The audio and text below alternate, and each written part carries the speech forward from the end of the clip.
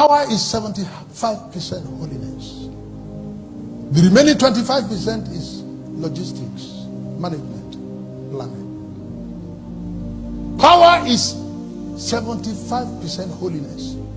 The remaining 25% is planning. I've been in power ministry all my life. When you are in the power ministry, it works as if you are doing magic. I was not in the hotel room in Lokoja, and somebody came and because it's hotel and it's a woman, it's coming to me. So she took her husband along. Her husband is a politician. So he said, I don't want people to come and tell you they saw your wife in the hotel, entering a room and coming out. So follow me there. I know you won't go to crusade. I was running a crusade in the stadium in Lokoja. I know you won't go there. But I have something in my eye that all the x-ray machines in Kogi State have tried to check. They can't find it. They say they can't see it, and I know it's there. They say nothing is wrong with me, but I know I'm sick. So I need to check it out with a prophet. So they came to my room and knocked. They didn't find me. And the woman who was sweeping the veranda looked at them and said, the guy where they inside that room, he don't come out, he know they. So the woman held the handle and screamed and said, Jesus! And she was crying. Tears were coming out of her eyes.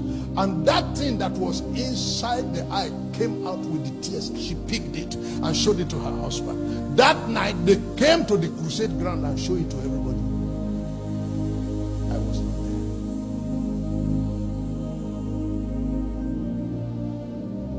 In Ibadan, Benga, you are even the one who told me the detail. Go, you live in Ibadan. I don't live in Ibadan. I live in Kwara State. We were in a power meeting, and one woman came and said, I need a baby. And the way this meeting is going, the way I see this meeting, it looks like I can get a baby out of here. Look, when you come to this kind of meeting, anything can happen. I said, I need a baby. And spoke to Nike, the wife of my host, and said to her, I need a baby, but I don't have womb. And Nike said, you need a baby? You don't have womb? Then the woman answered, there's nothing God cannot do. And Nike said, in that case, follow me. And both of them came and narrated it like that. And I said, madam, you don't have womb and you want a baby? She said, sir, there's nothing God cannot do. He said, it's not that I don't have a womb like that. I had, and I was pregnant. The baby died inside. They didn't remove the dead baby on time. The baby decayed. And so when they finally removed the baby and they were suturing the womb was tearing because it has also decayed.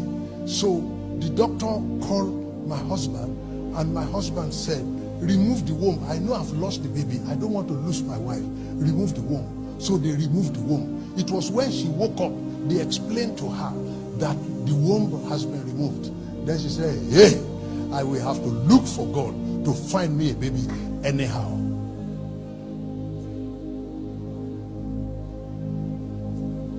So I said, put your hands on me. I prayed,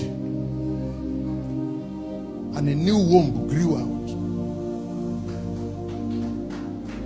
We didn't know. He lives there. He can tell you the details. He told me the details. The pastor came to Ilorin to announce the details. 1 year, 4 months after, this woman came with twins to the church. It becomes more confounding to our sciences, to our gynecology, to all our anatomy and physiology, name it. When the same doctor who removed the womb is also the one that took delivery of the twins.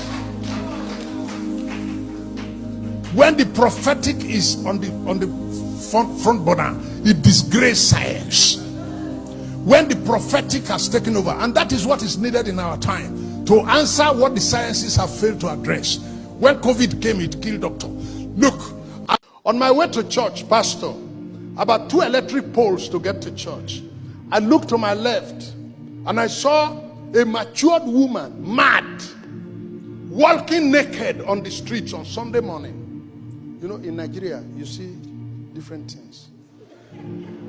It's difficult to imagine that type of thing in the United States of America, but I know some of you have an idea that back at home, you see mad people just, they walk around. But this one was naked and carrying a child that was naked, both of them on Sunday morning, and it rained the night before, cold morning. As they were coming, anybody seeing them coming like this, anybody see them, you branch. You don't want to meet this type of sight on Sunday morning go to church. Then I said to my wife, I said, this is wrong. Meeting her for me, I think we should do something. My wife said, what are we going to do? I said, I don't know, but I'll do something. A friend of mine said, you may not be able to do everything, but do something. The something you do will be discounted from the... My wife said, but you're already late. I said, okay. So I parked in front of church. I told the ushers, I said, there's a mad woman that passed here just now. They said, yes. Would you please pursue her, 2 of you? Because one person will not be able to hold her. Pursue her wherever you meet her. Pin her down. I will preach a brief service and I'll join you. Then they left. And I started my sermon that day. 10 minutes into the sermon, pastor, the head usher in the church, walked up to me where I was preaching and said, Daddy, I said, yes. He said, we have walked her back and she's sitting in front of the church. So please relax to preach your service.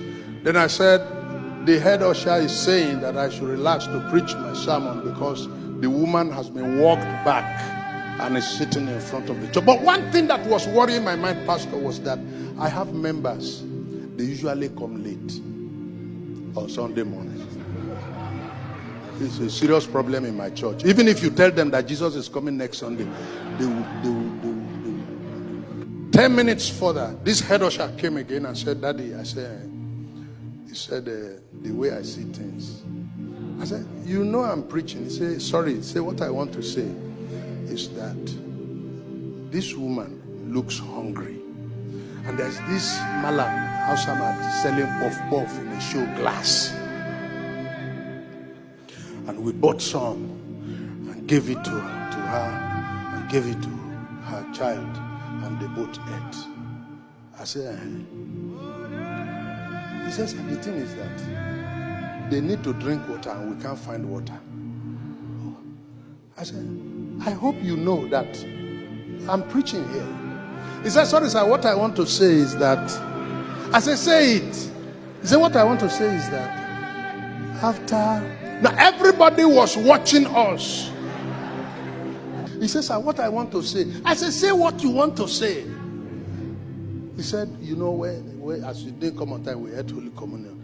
And then as there's no water to give to her to drink, the wine that remain, we start to gather it and gather it. And somebody said, hey, give her the drink now. Then another person shouted and said, Holy Communion wine. Then I said, will you drink it? Is it not the one we throw away? So, and as we gave it to her, she drank and became normal.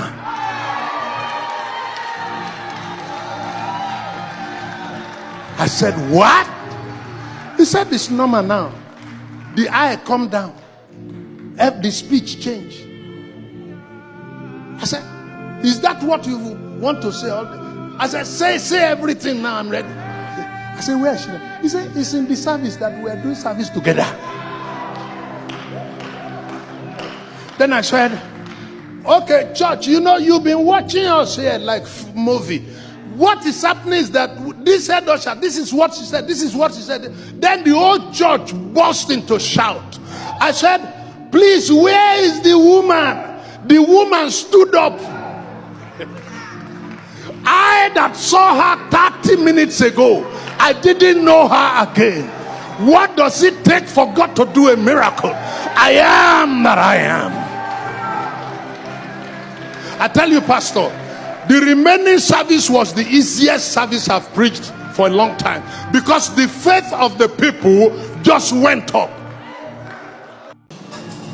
I was in a service in Ado, and Sunday Shewa preached, and I arrived on Saturday, and I preached on Saturday, and as the protocol was taking me outside the church premises, the wife of the protocol officer stood in front of the car and did like this. Baba Sheon, Baba Sheon, Baba Sheon, have you heard that Sheon is dead? And the man said, I've not heard. Then the wife said, they've been calling you, the guardian in boarding house in Enyi Ekiti. Enyi is not far from Ado. He said, they've been calling you and say you are not picking call. He said, I can't pick call. We're inside the service. He said, well, Sheon is dead. Then the man breathed down and told his wife, he said, the guest minister is already in my car with his wife. Let me go and drop them. Then I will come back. Then the wife asked him, what did you say?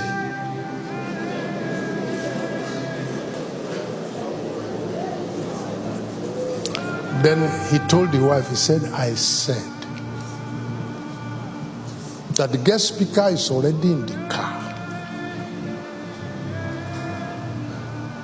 Will I ask them to go down? Let me go and drop them, then I will come back. Then we'll go and figure out what to do with this dead child in the camp school. Then the woman began to scream, Akobi Omo, the firstborn has died. Oh, they said they want to go and drop person.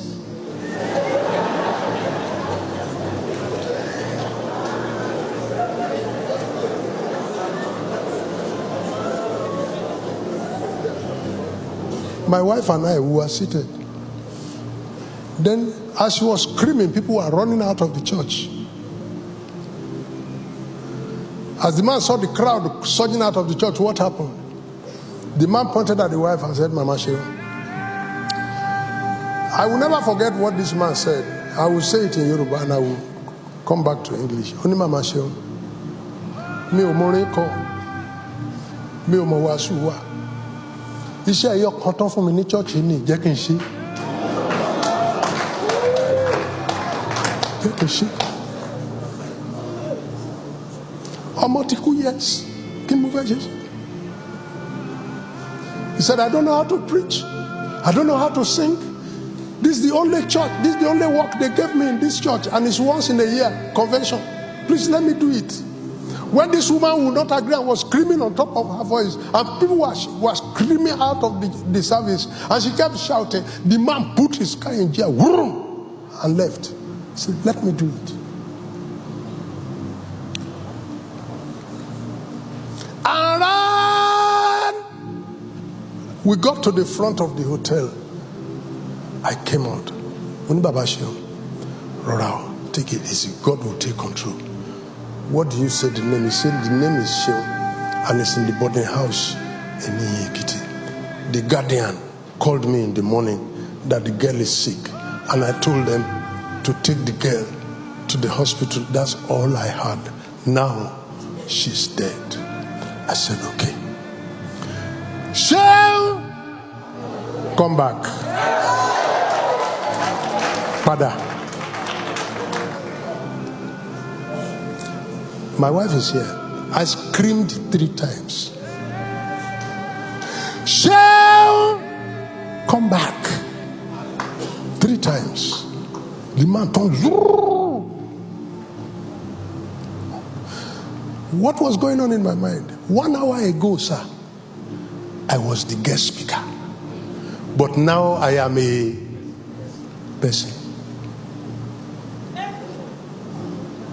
Ìwọ ló nígbà. Now you no go gree.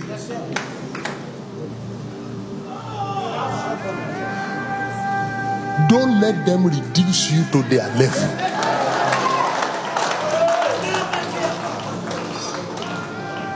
They might bring you to the valley. Take yourself back.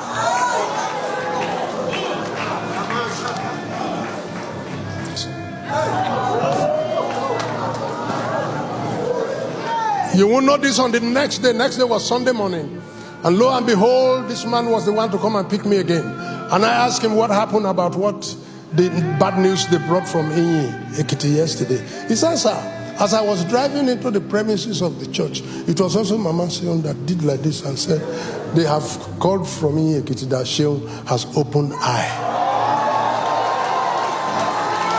I said, okay. My wife is here. We are there. So we went to service. And after church, this lady walked up to me. My wife even took pictures with her and said, thank you, sir. My father told me that I died yesterday and you recalled me. Because the girl came to the service.